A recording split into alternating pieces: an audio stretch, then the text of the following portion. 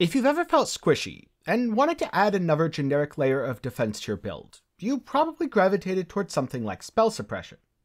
But now, there's another option that in many ways is even more powerful, since it applies to both spells and attacks. And because I'm going to be talking about a defensive mechanic, for the rest of this video I'll be emphasizing my health bar. If you're wondering why it looks kind of weird and is superimposed over the bottom left of a screen, it's just to make it easier for you to see. You may also notice that sometimes there's a kind of weirdish coloring that it takes on. And that is because I'm using the Flask Progenesis, an amazing new defensive layer that works for any life-based build in Path of Exile. Progenesis is a flask that prevents life loss from hits and instead causes you to lose the life over time. Now, luckily, there's a lot of ways to get really good recovery in Path of Exile, so you can kind of think of this as having 25% more HP. To use my character as an example, I have 4,775 health as of a recording of this video. But with Progenesis active, it will take a hit of nearly 6,000 damage post-mitigation to kill me outright. Or it's going to take a lot of little hits, and with each little hit, there's a chance for my recovery on Suppress, recovery on Block, Life Regen, Recoup, or Life Flask to start bringing my health back up and counteract the damage I take. And this is why Progenesis is so powerful.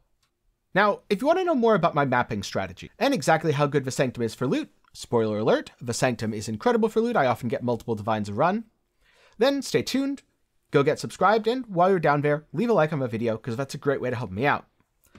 On the other hand, if you want to know how to use Progenesis, there's a few best practices to keep in mind. The first is it has a -35 to +35% duration mod.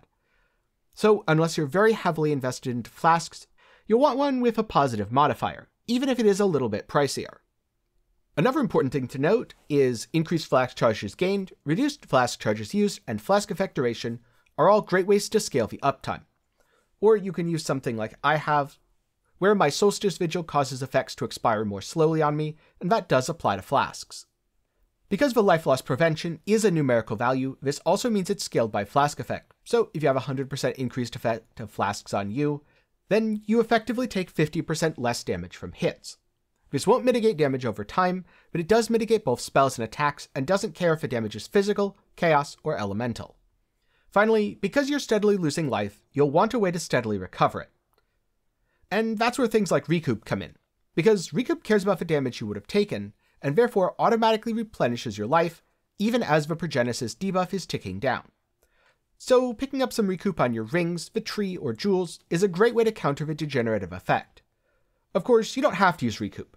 Life Gain on hit, Life Leech, or even Life Regen are all also great options. And hey, you're not going to die immediately, it does happen over time, so worst case, you can always hit your Life Flask if you need some recovery.